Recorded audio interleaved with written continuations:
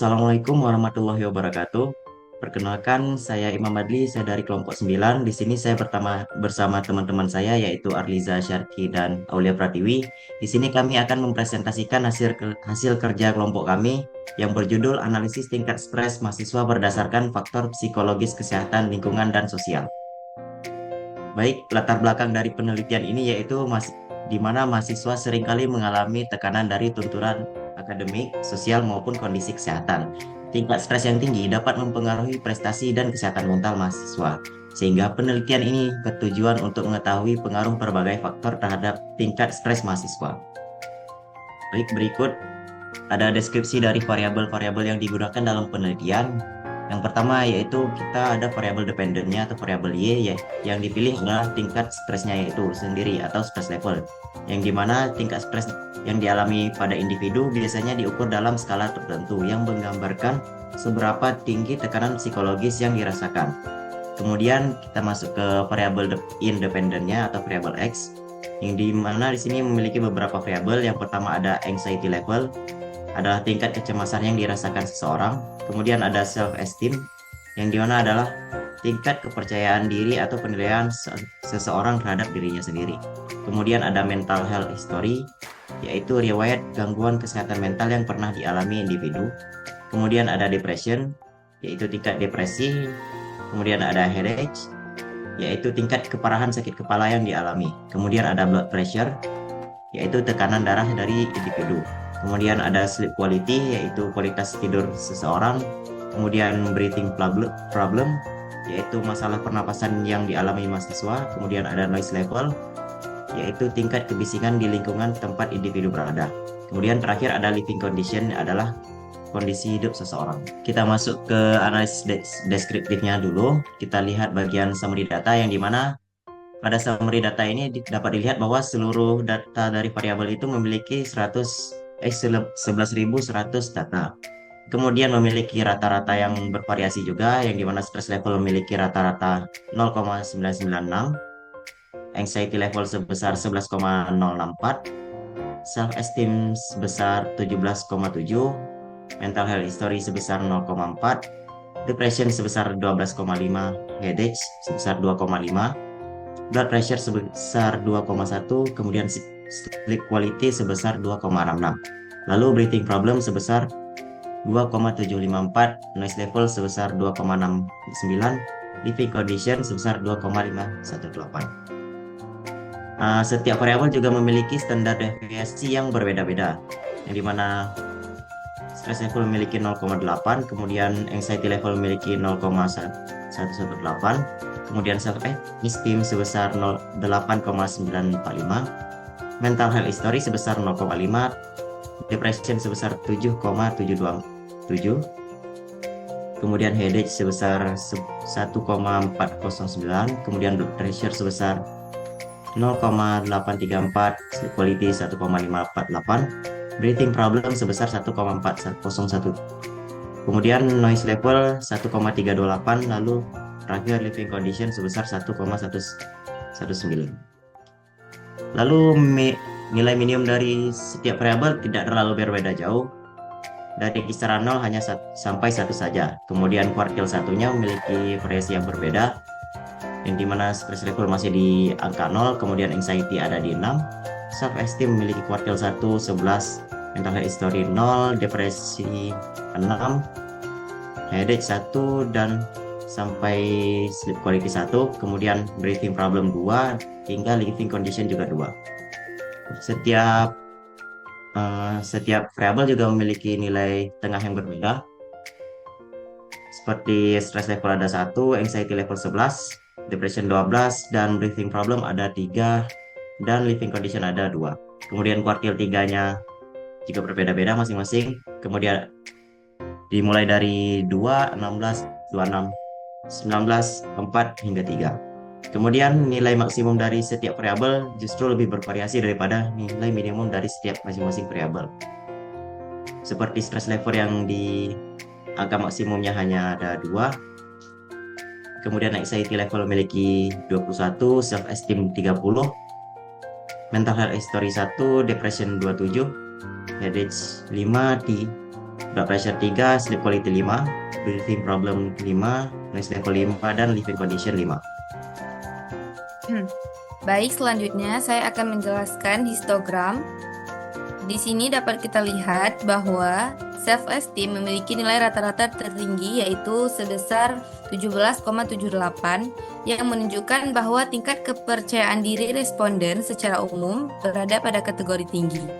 Variabel psikologis lainnya seperti depression dan anxiety level juga menunjukkan rata-rata yang cukup tinggi, masing-masing sekitar 12,56 dan 11,06, sehingga mengindikasikan bahwa adanya kecenderungan masalah psikologis yang cukup menonjol dalam kelompok responden. Sebaliknya, variabel seperti mental health history, blood pressure, headache, sleep quality, breathing problem, noise level, dan living condition memiliki rata-rata yang jauh lebih rendah, berada di sekitar 0,4 hingga 2,7. Nah, hal ini menunjukkan bahwa faktor-faktor tersebut muncul pada tingkat yang lebih rendah atau tidak begitu dominan pada sebagian besar responden. Sementara itu, stress level memiliki rata-rata yang paling rendah, yaitu sebesar 1,00, menandakan bahwa tingkat stres yang tercatat dalam data cenderung berada pada level rendah secara umum. Sedangkan secara keseluruhan, bar plot ini memperlihatkan bahwa variabel psikologis seperti self-esteem, anxiety, dan depression merupakan aspek yang paling menonjol dalam dataset. Sedangkan variabel terkait kondisi fisik maupun lingkungan tampak memiliki kontribusi rata-rata yang lebih kecil.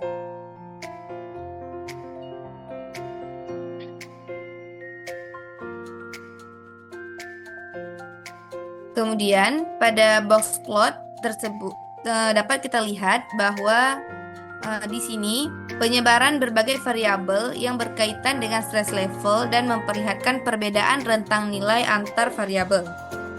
Variabel anxiety level, self-esteem, dan depression memiliki rentang nilai yang jauh lebih besar dibandingkan variabel lainnya, ditunjukkan oleh IQR yang lebar serta nilai maksimum yang tinggi, sehingga ketiganya berkontribusi paling besar dalam variasi data. Sementara variabel seperti headache, sleep quality, breathing problem, noise level, dan living condition menunjukkan rentang yang jauh lebih kecil dan lebih homogen, dengan beberapa outlier pada nilai rendah maupun tinggi. Nah, secara keseluruhan, plot ini menunjukkan bahwa aspek psikologis, anxiety, self-esteem, depression memiliki variabilitas yang jauh lebih besar dibandingkan faktor fisik atau lingkungan, menandakan perbedaan kondisi yang lebih beragam antar responden. Selanjutnya yaitu heatmap korelasi. Nah, berdasarkan heatmap korelasi, dapat kita ketahui bahwa stress level memiliki hubungan yang cukup kuat dengan beberapa variabel psikologis, yaitu tingkat kecemasan atau anxiety level menunjukkan korelasi positif yang tinggi dengan stres. Sedangkan self-esteem dan sleep quality memiliki korelasi negatif yang kuat, yang berarti semakin baik kepercayaan diri dan kualitas tidur, semakin rendah tingkat stres seseorang. Variabel depression dan headache juga menunjukkan korelasi positif yang tinggi dengan stres, menandakan bahwa gejala depresi dan keluhan sakit kepala cenderung meningkat seiring meningkatnya stres. Selain itu, antar variabel psikologi seperti kecemasan, depresi, dan sakit kepala juga saling berkorelasi cukup kuat, menunjukkan bahwa kondisi psikologis cenderung saling berhubungan. Variabel seperti blood pressure dan breathing problem memiliki korelasi sedang terhadap variabel stres, sehingga dampaknya tidak sebesar faktor psikologis. Sementara itu, faktor lingkungan seperti noise level memiliki hubungan positif sedang dengan stres. Sedangkan living condition menunjukkan hubungan negatif sedang, yang berarti kondisi hunian yang lebih baik cenderung berkaitan dengan tingkat stres yang lebih rendah. Secara keseluruhan, faktor psikologis memiliki pengaruh paling dominan terhadap tingkat stres dibanding faktor lingkungan maupun fisiologis. Selanjutnya, model regresi berdasarkan model yang diperoleh menunjukkan bahwa jika variabel lain yang dianggap konstan, maka akan setiap kenaikan satu satuan pada anxiety level akan meningkatkan stress level sebesar 0,013607. Sedangkan setiap kenaikan satu satuan pada self-esteem justru menurunkan stress level sebesar 0,020542. Riwayat gangguan kesehatan mental atau mental health history memiliki koefisien positif yaitu 0,077308, yang artinya peningkatan satu satuan variabel ini meningkatkan stres secara cukup kuat. Variabel depression juga memiliki pengaruh positif di mana kenaikan satu satuan pada tingkat depresi meningkatkan stres sebesar 0,011. Kemudian gejala sakit kepala atau headache berperan cukup besar dengan koefisien 0,0956.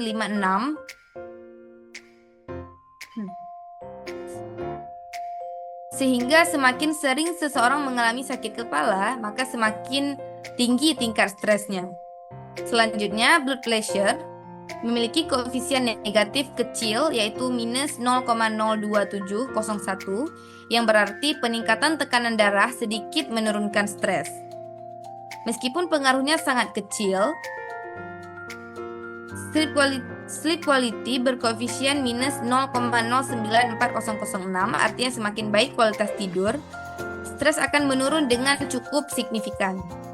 Selanjutnya, masalah pernapasan atau breathing problem memiliki koefisien positif yaitu 0,038947.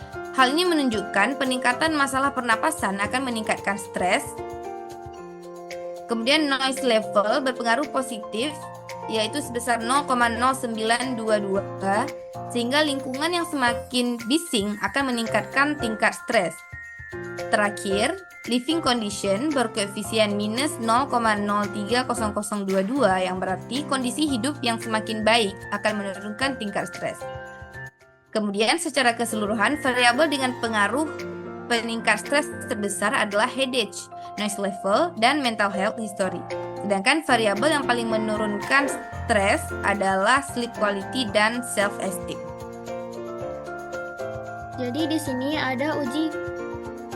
Jadi kami melakukan uji hipotesis regresi yaitu uji serempak. H0-nya yaitu B1 sama dengan B2 sampai dengan B10 sama dengan 0, yang artinya peubah bebas secara bersama-sama tidak berpengaruh terhadap variabel respon. Untuk H1-nya B1 sama dengan B2 sampai dengan B10 tidak sama dengan 0, yaitu artinya setidaknya satu peubah bebas yang berpengaruh terhadap variabel. Jadi di sini nilai ujinya yaitu 2,2 dikali 10 pangkat min 16, yaitu keputusannya tolak H0 karena nilai uji lebih kecil daripada alfa, yaitu 0,05. Kesimpulannya, seluruh variabel bebas secara bersama-sama terbukti memberi pengaruh signifikan terhadap variabel respon, sehingga model regresi secara keseluruhan layak digunakan karena terdapat minimal satu variabel bebas yang benar-benar mempengaruhi tingkat stres. Lalu selanjutnya uji hipotesis regresi yaitu uji parsial atau parameter B0. Untuk hipotesisnya H0 yaitu B0 sama dengan 0. Artinya intercept tidak signifikan. Untuk H1-nya B0 tidak sama dengan 0 yaitu intercept signifikan. Jadi di sini nilai ujinya 2,2 dikali 10 pangkat min 16, yaitu keputusannya tolak H0 karena nilai uji lebih kecil daripada taraf nyata. Kesimpulannya, dengan T-tabel sebesar 1,96 dan p-value untuk B0 adalah 2,2 dikali 10 pangkat min 16 lebih kecil dari 0,05, maka H0 ditolak. Artinya, intercept terbukti signifikan secara statistik. Hal ini menunjukkan bahwa saat semua variabel bebas bernilai 0, nilai rata-rata tingkat stres tetap memiliki nilai dasar sekitar 0,768. Lalu di sini kami juga melakukan uji parsial untuk parameter B1 sampai dengan B10. Untuk hipotesisnya H0 sama dengan X1 sampai 10 tidak mempengaruhi variabel Y. Sedangkan untuk H1-nya X1 sampai dengan 10 mempengaruhi variabel Y. Di sini taraf nyatanya 0,05. Untuk daerah penolakannya tolak H0 jika T hitung lebih besar dari T tabel dan p-value-nya lebih kecil dari alfa.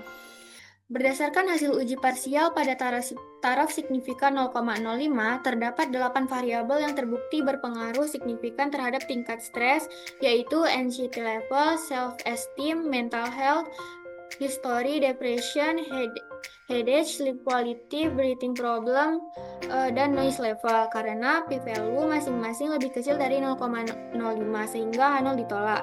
Sementara itu, blood pressure dan living condition tidak berpengaruh signifikan terhadap stres karena memiliki p-value lebih besar dari 0,05 sehingga H0 diterima.